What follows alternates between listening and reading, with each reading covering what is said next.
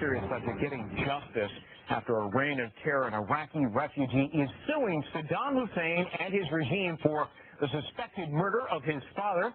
Haider Jassim saying his father was tortured and killed simply because he was viewed as a threat. And joining us now is the attorney who filed the lawsuit, Bruce Fox, and the man who's looking to take Saddam to court, Haider Jassim. Thank you for being with us. We appreciate it. Thank you, Greg. Haider, what happened to your father at the hands of Saddam Hussein's regime back in 1991? On April 15, 1991, my father, he kidnapped from Saddam Hussein regime, and they tortured him, and he got killed. And they take everything from all his property. They take everything from us. And they all the time they search the house. They look on his library, and they question me all the time.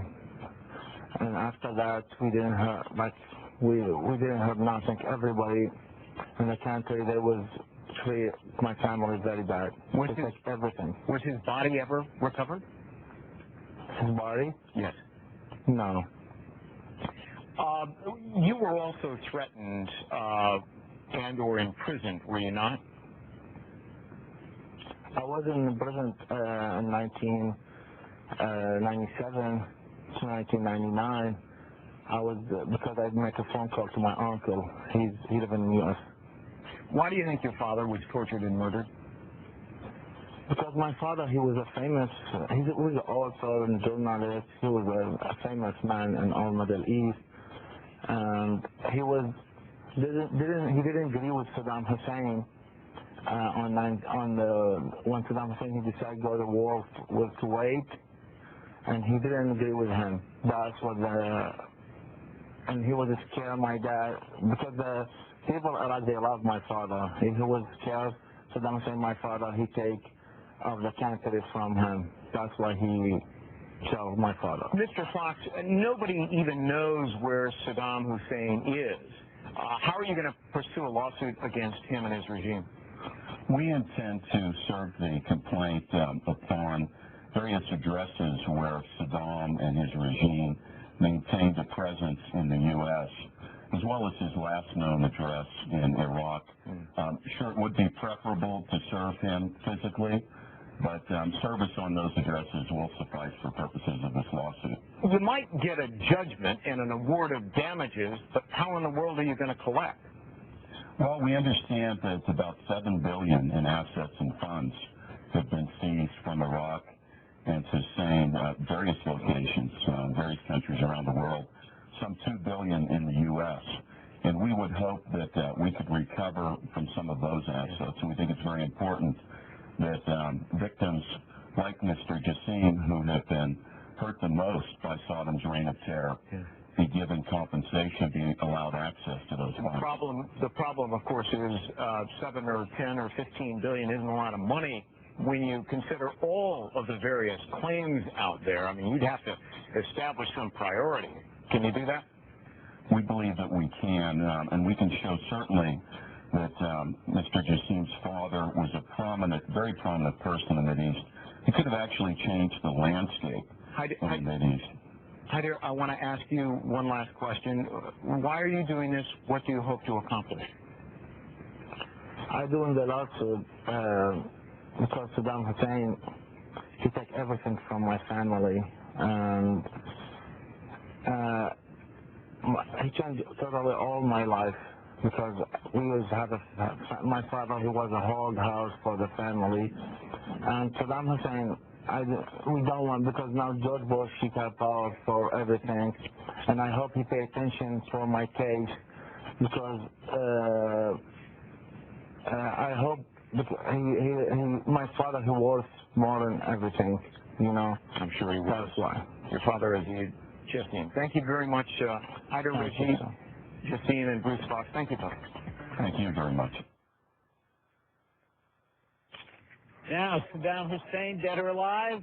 Still anybody's guess tonight. 2 Arab TV channels aired audio tapes today said to be of Saddam, but experts say they don't think these tapes are new. since the content in them was identical to a tape received by an Australian newspaper back in May.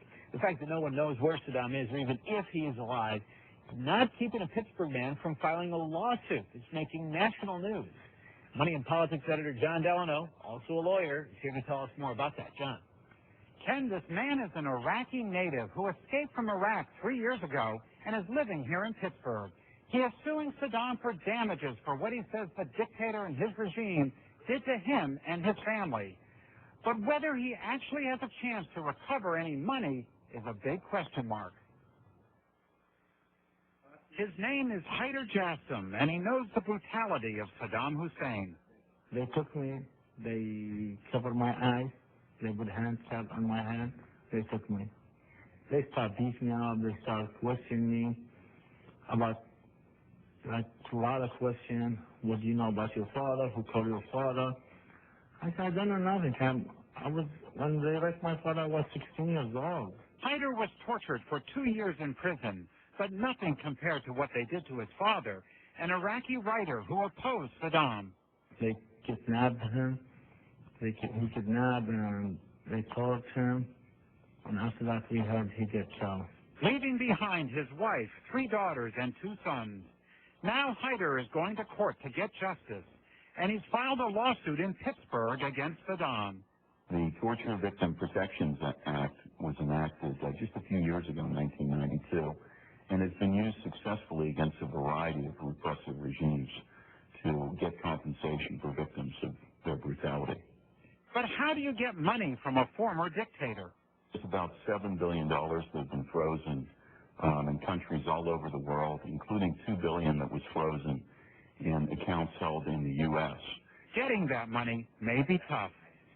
If you're interested in obtaining a large payout, large amount of cash, you may be able to get a verdict or a judgment for that amount, but it's going to be very hard to actually collect.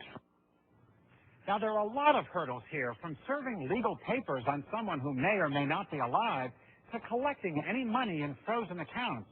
But if Haider Jassim's case gets lots of publicity, the government may do what it has done for others, pay off the victims, and then reimburse itself from Saddam's bank accounts that it is frozen.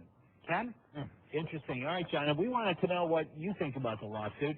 In today's exclusive KDKA News poll, 49% of you say it is appropriate for victims of Saddam to sue him.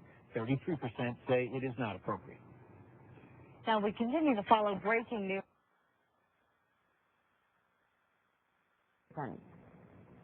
Saddam Hussein may be missing, but that doesn't mean you can't take him to court. And if you suffered at his hands, the motivation for justice is great.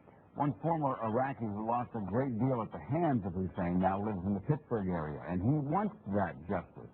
Action News reporter Chris Glorioso joins us now with more on how he's trying to get it. Chris. Well, this man fled to Pittsburgh to escape Saddam Hussein's brutality. But now that the U.S. government has control of Iraq's assets, bank accounts, and oil, he says he deserves a lot for his suffering and pain.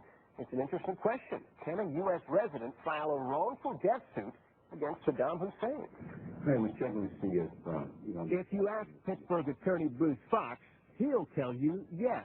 Fox says the riches frozen in Saddam Hussein's bank account should be fair game for his client. My client came to me and said basically he and his family had lost everything. Everything had been taken by him from Saddam Hussein, including their houses, their bank accounts, and their freedom. And so, from his Pittsburgh office, Fox has filed a blockbuster civil lawsuit against Saddam Hussein, his 2 sons, and the former Iraqi government. Essentially, it claims Saddam should be held financially responsible for killing this man, Aziz Al-Sayed Jassim, an Iraqi journalist who was jailed, tortured, and presumed dead after the Gulf War. Fox represents his son. Funds have been frozen, and all the major banks in the U.S. that belong to Hussein that were the result of his ill-gotten gains and mistreatment of his people. And we would be entitled to pursue those funds in any event. And this may be about more than just one lawsuit. If attorney Bruce Fox is successful in winning Iraqi cash and assets for his client, he says you can expect to see hundreds of others who suffered Saddam Hussein's brutality call their lawyers. I blame Saddam Hussein government. I blame Saddam Hussein government because 31-year-old Abdullah Al-Khazai of Overbrook says Saddam Hussein gave the order to kill his brother, and he has video of Saddam's henchmen torturing him. After hearing of the wrongful death suit, he wants compensation too. I think every Iraqi person, every single Iraqi person, he deserves, you know, he deserves to sue the Iraq government. The U.S. Congress is currently debating just how much recovered Iraqi cash should be used to fund the war and the current military occupation of Iraq. Predictably, Attorney Bruce Fox says victims of torture and political killings like his client should get that money before the Pentagon does. Scott? All right, Chris, and ahead in our next half hour, rebuilding Iraq as American troops are attacked. Will we be sending more? And new video of 2 American pilots captured during the war. Last week it was Boston. This week family's Hempfield Township home in April of 2002. Suing Saddam, if you can find him, a 28-year-old Iraqi man living in Pittsburgh is suing Saddam Hussein and the former Iraqi government. Haider Yassin says the ousted president needs to be held responsible for the torture and murder of Jassim's father, Aziz. Cindy McGrath has more. Haider Yassin was just 16 years old when his father, Aziz, walked out of their family home in Baghdad and never returned. A family friend saw Aziz Yassin being whisked away by Iraqi officials. You have to come with us because President Saddam, he wants you right now. Aziz Yassin was a noted author and political dissident. He was also seen as a potential leader of Iraq if Saddam was ousted from power. Saddam Hussein, he don't like anybody smarter than him. He's jealous from my father because my father, people love him in Iraq. For the past 12 years, Yassin has looked for a way to make Saddam Hussein pay for the pain and suffering inflicted on his family. But with most of his relatives still living in Iraq, he was afraid of retaliation. Now, with Saddam's government in shambles, Yassin is looking to ours for a solution. This is about obtaining justice and recovery and making a family whole that had everything taken from them, including his father's life. Pittsburgh attorney Bruce Fox says under the Federal Torture Victims Protection Act, Yassin is entitled to compensation from Saddam Hussein. But there may be some practical problems, like finding Hussein, who's been MIA for months. It would be preferable to serve him physically. We can actually serve him at various addresses that Iraq maintained in D.C. and New York, as well as at his last known address in Baghdad. Human rights organizations have estimated Hussein's fortune at more than $7 billion. For Yassin, the lawsuit is about the money, but it's also about honoring a man who wasn't afraid to speak his mind, even when it cost him his life. Saddam Hussein, it's hard to let him get away with that. Cindy McGrath, Fox 53, 10 o'clock news. More than 2 dozen U.S. Airways passengers were briefly quarantined.